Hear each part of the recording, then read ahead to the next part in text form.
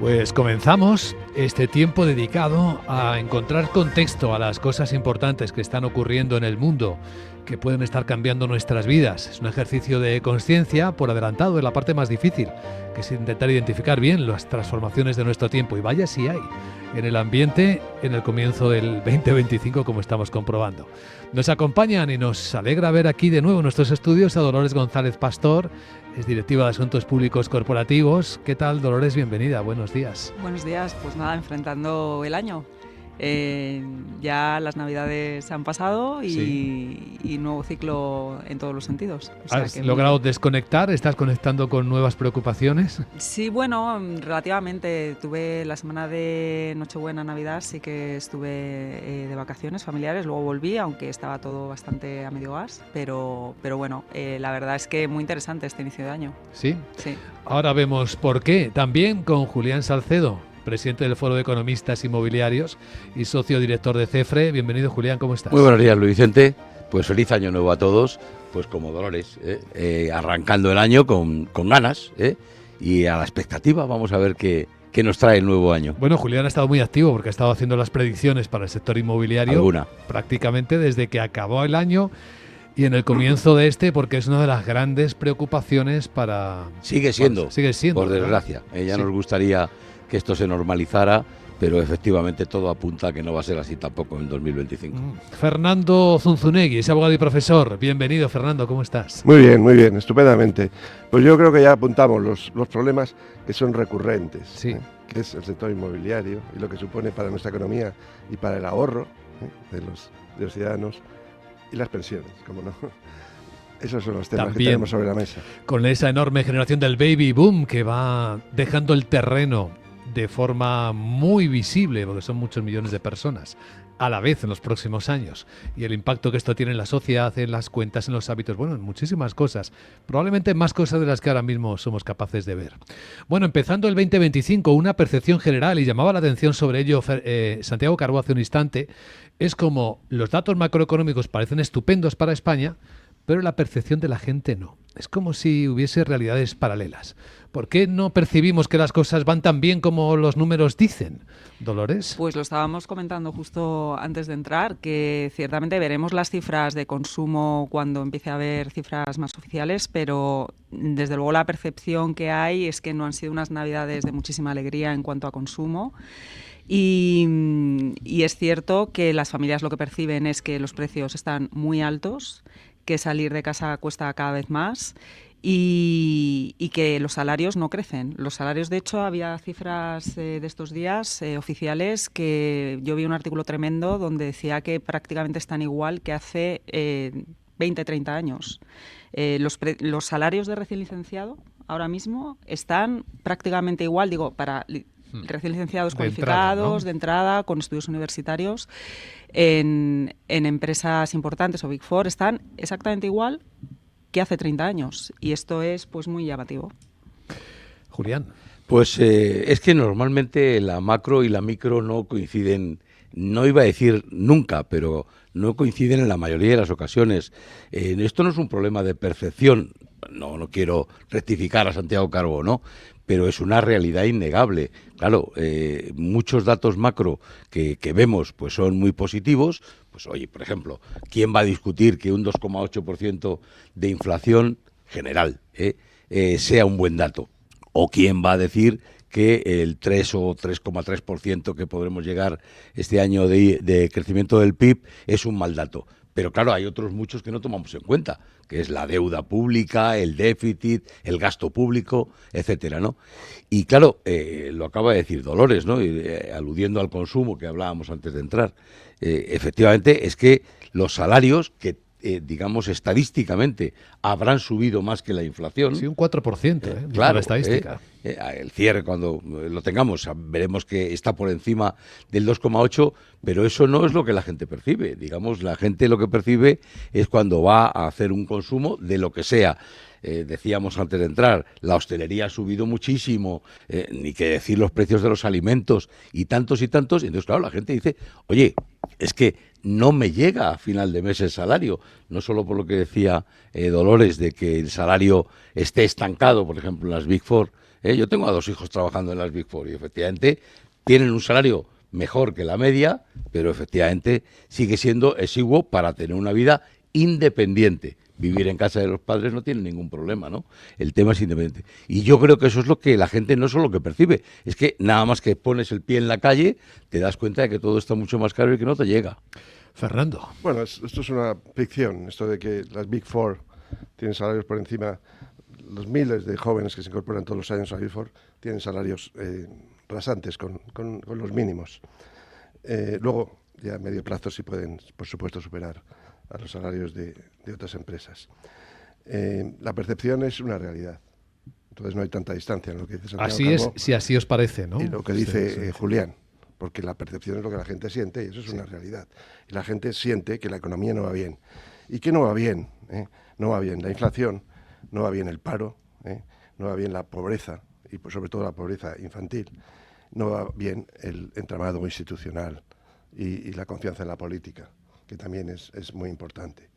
Todo esto conjuntamente hace que la percepción de la mayoría de los ciudadanos es de que estamos en una gran inestabilidad y que no hay una mejora del nivel de vida. ¿Por qué dimite el presidente, el primer ministro de Canadá, Trudeau? Por deuda, por inflación, por problemas que vienen. Y todos estamos mirando ya lo que va a ocurrir el 20 de enero, que ya se está anticipando con esta toma de la presidencia por parte de Donald Trump. La situación entonces es muy cambiante, con una percepción muy negativa de la población, unos datos económicos, bien, que enfatiza The Economist y el gobierno, macros, pero con una población afectada por la inflación que no accede al trabajo. La mitad de los puestos de trabajo están siendo cubiertos por inmigrantes. Y hay cientos de miles de puestos de trabajo que no se cubren de personal cualificado y que no encuentran las empresas con quien cubrir estos puestos de trabajo. Este es el panorama en el que nos encontramos. Pues es un panorama curioso, ¿no? Para empezar el año. ¿Y hay algo en la escena política que os lleva a pensar que puede cambiar? ¿Hay algún indicio de cambio, Dolores? A ver, yo creo que el factor Trump va a ser muy decisivo, ¿no? En 2025 ahora mismo pues hay muchas incertidumbres acerca de si va a cumplir realmente todos los puntos de su programa electoral, que incluso muchos de ellos llevarían a más inflación en Estados Unidos, que es justamente por lo que la lucha contra la inflación, los precios altos en Estados Unidos, por lo que se le ha elegido. Pero qué duda cabe que cumpla todo su programa electoral o no, que yo creo que no lo cumplirá en su integridad, pues va a generar tensiones a nivel geopolítico mundial. Ya lo estamos viendo, ¿no? Ya estamos viendo, lo digo un poco con miedo que está aquí Fernando, toda la actuación de Elon Musk en Europa, pero Trump y sus políticas, que curiosamente son las mismas a las que llevó el wokismo por otras razones, son divisivas. Entonces, incluso hay un artículo muy interesante en The Economist de esta semana donde avanza las posibles tensiones que pueda haber incluso dentro del Partido Republicano, dentro del propio gobierno de Trump, entre los tech bros, digamos, que estaría en la parte más libertaria, no conservadora, que estaría Elon Musk ahí, frente a los diehards que dicen que son los que impulsaron el movimiento MAGA, pensemos en Bannon, que no son libertarios, pero sí son ultraconservadores. Y realmente son dos grupos muy diferentes, que tienen una visión del mundo muy diferente, incluso, por ejemplo, en temas energéticos, ¿no? En temas energéticos, lo que es la parte conservadora, Make America Great Again, está en una visión de la transición energética que no tiene nada que ver con el coche eléctrico, por ejemplo. Bueno, efectivamente el 2025 nos anuncia cambios políticos importantes, ¿no? Es la dimisión de Trudeau, también la inminente presidencia que tomará Trump, pero decía algo, Dolores, muy importante, y es que ¿qué va a pasarnos en Europa y en España, ¿no? En concreto. Pues que la inflación no solamente va a estar en Estados Unidos, la inflación va a verse acrecentada e incrementada aquí en Europa, ¿no? Entre otras cosas porque no solo por la política arancelaria, etcétera, sino por la paridad euro-dólar que nos estamos acercando tan peligrosamente como que se prevé que allá para junio la paridad será una realidad, 1,1, incluso que el euro podría cotizar por debajo del 1, de 0,90 y tantos centavos de dólar, ¿no? Lo cual significa que vamos a importar inflación, porque no solamente el petróleo puede estar barato, puede no repuntar, y otros productos energéticos, pero claro, como pagamos en dólares, pues efectivamente se va a dificultar. Los productos que importemos nos resultarán mucho más caro y sin embargo a los americanos les resultará mucho más barato importar productos europeos, ¿no? Ya veremos, ¿no? La incertidumbre, como siempre, seguirá siendo Asia, ¿no? China. Ha citado Dolores González Pastor un elemento de alta tensión en el comienzo del año, que es cómo Elon Musk se está metiendo en la política europea, con acusaciones muy, muy graves a gobernantes europeos. No solo los británicos, las acusaciones de estar ocultando cosas terribles, pero es que no para. Y mirad su X de esta mañana, lo podemos compartir para quienes siguen esta emisión por streaming del canal de YouTube. Ha fijado un post Elon Musk hablando de Francia. Habla también de cómo Starmer llamó a Donald Trump racista y dijo que el gobierno británico debería hacer todo lo posible para detenerlo.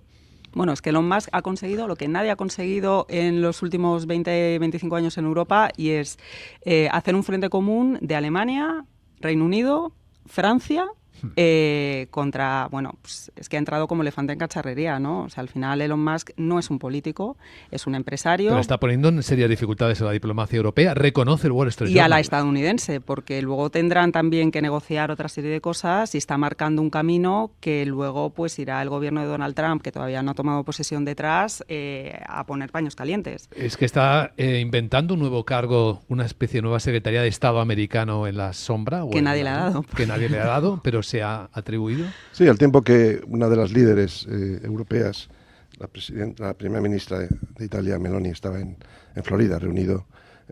Luego no es único. Hay quien está haciendo pactos ya en lo que se va a ser la nueva política europea, un poquito trazada por la importancia del presidente de Estados Unidos. Pero se dice que son mentiras. ¿Me puedes recordar, Luis Vicente, qué está diciendo del primer ministro Starmer del Reino Unido, Trump, reiteradamente, más de 200 tweets? ¿Qué dato, qué hecho es el que dice Starmer que es mentira, pero que Trump no deja de retuitear? ¿Qué es hecho? ¿De qué estamos hablando? Estamos hablando de una acusación muy severa de estar ocultando violaciones y agresiones sexuales en el Reino Unido, centenares de casos escondidos por el gobierno britínico. Sí, pero vamos a ver, pero lo que está diciendo es un caso de hace 10 años, sí, de más de 1.400 niñas, principalmente, por personas de Asia, que han sido procesadas, condenadas por violaciones atroces, con unos datos y unos relatos de hechos por los tribunales atroces. Cuando era fiscal responsable, el que es ahora primer ministro en el Reino Unido, y luego se han sucedido otros hechos parecidos, sin que exista, con que exista un posicionamiento político. El posicionamiento político es para no ser acusado de islamofobia, el que no fueran deportadas estas personas y que incluso prácticamente ninguna de ellas acabará en prisión.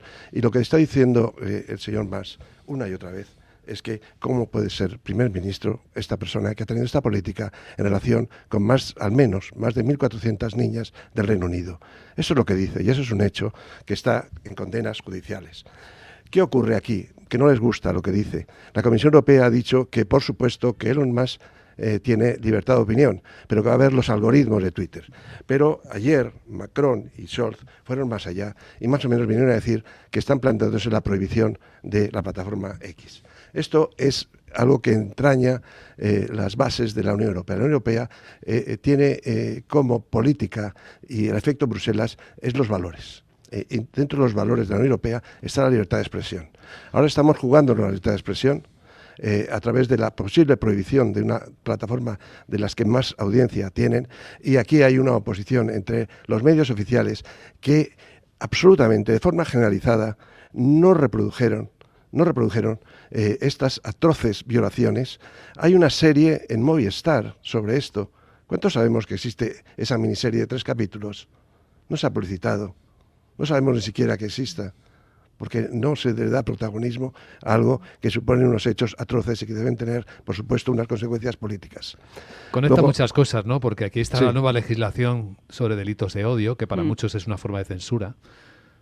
sí, delitos de odio, al discurso del odio o la bulos. prohibición de aquello que odiamos, de aquel discurso que odiamos, que puede ser el discurso anti-woke, por ejemplo, y entonces la prohibición de ese discurso de lo que odiamos. No veamos también el procedimiento de todos. Luego estamos en un momento crítico porque afecta a los principales mandatarios del Reino Unido, de Francia y de Alemania, que se ven afectados por este tipo de hechos que les está siendo recordado por Elon Musk y que puede llevar a la prohibición de esta plataforma. Veamos entonces cómo reacciona Europa y cómo mantiene o no sus libertades, entre ellas la libertad de expresión. Bueno, yo lo que sí que me parece es que Elon Musk, su puesto, como tú muy bien has dicho, no es el de secretario de Estado norteamericano y, por tanto, esto me parece hasta cierto punto una injerencia política en la soberanía de los estados. Porque lo que sí que se puede criticar son, digamos, las medidas políticas, ¿no? El signo político de un gobierno y estar en contra de la política que establece, ¿no? Europa, Alemania o cualquiera de estos países. Pero claro, la crítica ya personal hacia el primer ministro, en el sentido de decir, bueno, es que los británicos deben derrocarle porque él no merece seguir gobernando. Bueno, oye, bien, pero serán los británicos los que tengan que tomar la decisión correspondiente, ¿no? Hombre, sí que es verdad que van a cambiar, yo creo, muchas cosas en la relación Europa-Estados Unidos. Parece que con Trump Estados Unidos claramente se va a posicionar otra vez como ostentar el liderazgo mundial. Pero claro, el liderazgo mundial hay que ostentarle pues en materia económica, tal, pero no con la crítica política, sobre todo tan feroz como ha hecho, sin que yo esté defendiendo en absoluto estas atroces barbaridades que se cometieron en el Reino Unido. Si han quedado o no suficientemente sujetas a una condena, pues serán las leyes británicas las que lo hayan permitido, lo hayan posibilitado, ¿no? ¿Se puede criticar? Sí, pero yo creo que lo ha hecho de una forma muy feroz. Pero seamos simétricos. A ver, seamos simétricos. Starmer lo que ha dicho básicamente es que es un análisis muy burdo y que desde luego lo califica incluso de bulo, ¿no?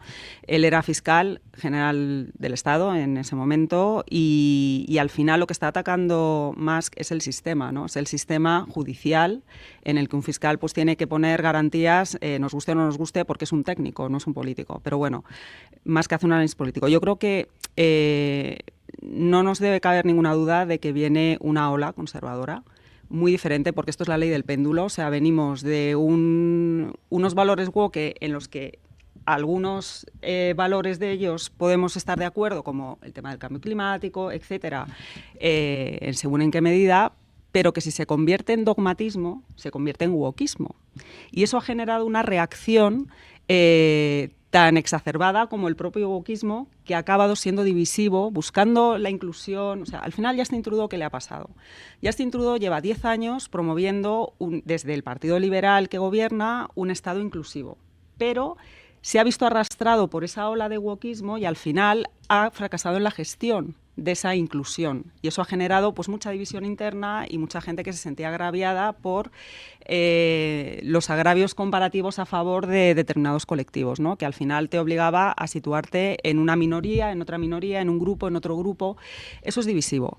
Y la reacción que está generando por parte, bueno, pues de lo que podemos llamar trumpismo o estas cosas que dice Musk, pues es igualmente divisiva, porque toda la intervención que ha hecho Musk, sea secretario de Estado o no, que no lo es, no ha generado un acercamiento entre Estados Unidos y Europa, precisamente, pase lo que pase. Y Europa lo que tiene es un problema de productividad, con lo cual nos podemos comer no solo la inflación, sino además el estancamiento. El estancamiento porque la productividad no crece, nuestras industrias están en un momento muy crítico por todo el tema de Asia, en industrias además muy claves como la automoción. Problemas estructurales generacionales. O sea, yo creo que en España, aparte de la vivienda, hay un problema tremendo que tiene que ver con una brecha de poder adquisitivo entre los jóvenes, pero jóvenes de 35 años, que ya no son tan jóvenes, y gente mayor de 50 años. Eso es más que una brecha, ¿no? Sí, Estamos sí. hablando Eso de es que una bomba se de están relojería. formando dos mundos muy diferentes, ¿no? En Europa y en Estados Unidos. Sí, pero están definiendo ahora. Tenemos que ser simétricos. Vamos a ver. Ha habido unas elecciones en Estados Unidos y todas estas personas que están mencionando han calificado de lo peor que puede ocurrir a la humanidad, hasta de nazi, hasta de todo tipo de calificativos y adjetivos. Nuestro presidente del gobierno fue muy claro en lo que pensaba del señor Trump. Luego, eso es injerencia en las elecciones de otro país, que además es Estados Unidos. Sí. Ahora un poquito estamos posicionándonos en una situación que ahora tiene una respuesta por el que ha ganado en las elecciones en Estados Unidos. Este reposicionamiento tiene efectos económicos. Lo habéis citado en la noticia esta mañana, aquí en esta misma emisora, en el Banco Europeo de Inversiones, con una pérdida reputacional, porque toda su política ha sido la sostenibilidad, los temas ecológicos, y ahora hay un cambio en toda la valoración de la sostenibilidad, en que la energía nuclear pasa a ser ahora una energía limpia, en todo un cambio, y esto al Banco Europeo de Inversiones le coge con el pie cambiado. Porque ha canalizado todos los recursos con unos condicionantes y unos requisitos que ahora cambian, porque la ecología se está redefiniendo. Y en eso estamos, no solo en este nivel que afecta al Banco Europeo de Inversiones, que es uno de los principales financiadores en la Unión Europea, sino que afecta a todos los ciudadanos y también a la economía. No solo es wokismo, como decía Dolores. Acaban de venir a pasar unos días aquí las Navidades unos amigos que viven en Canadá, en Toronto en concreto, ¿no? Y bueno, pues gente con una posición profesional importante, etcétera, ¿no? Y me contaban atrocidades de lo que está ocurriendo en Canadá con ese wokismo o con esa política inclusiva, ¿no? Es que es dogmático, o sea, me cuentan sectario. cosas atroces, ¿no? Que yo que conozco también allí, he estado, pero no ahora mismo, hace unos años, no me lo podía creer, pero me lo cuentan y me lo tengo que creer. Ellos viven allí, me hablan de zonas que no se pueden transitar, que no se pueden visitar. Quiero decir que ellos mismos no van, que hay, bueno, no sé, la crisis dice que una enormidad, no quiero hablar mal de Canadá, ¿no?, de droga, con el fentanilo, etcétera, gente, digamos, homeless en las calles, tal. Entonces, claro, algo ha funcionado mal, algo ha hecho mal Trudeau con esa política, llamemos inclusiva o la que tú quieras, o lo mismo que hablaba ahora Fernando del cambio climático, la Agenda 2030, pero sí que está muy bien, si todos defendemos que efectivamente hay que tomar medidas ante el cambio climático y que es una realidad, pero graduadas, ¿no? Es decir, no llevadas al extremo porque nuestra situación económica no nos lo está permitiendo. Sí, no, y sobre todo, o sea, es que hay que evitar un poco los análisis un poco de trazo grueso, ¿no? Porque es verdad que la sostenibilidad es un concepto que se está revisando, es verdad que ha habido dogmatismo también en determinadas políticas de sostenibilidad, pero lo que es una realidad es que la transición energética es una necesidad si a la vez queremos independencia y autonomía estratégica. Y resulta que una política basada en la transición ecológica hacia energías renovables está demostrando que es mucho más capaz de contener la inflación que otras políticas que alargan la agonía. Si vamos a otros sectores como el automóvil, lo que estamos viendo es que alargar la agonía en defensa proteccionista de determinadas industrias lo que hace es que China te pase por la izquierda a la derecha y todo lo que queráis. Entonces, al final, el resistir los cambios, pues lo único que te lleva es a que la ola te pase por encima, y ese es el riesgo que corre Europa. Estaba en el informe Draghi, recordémoslo, que era bastante dramático en la cuestión, y lo que falta en Europa es liderazgo.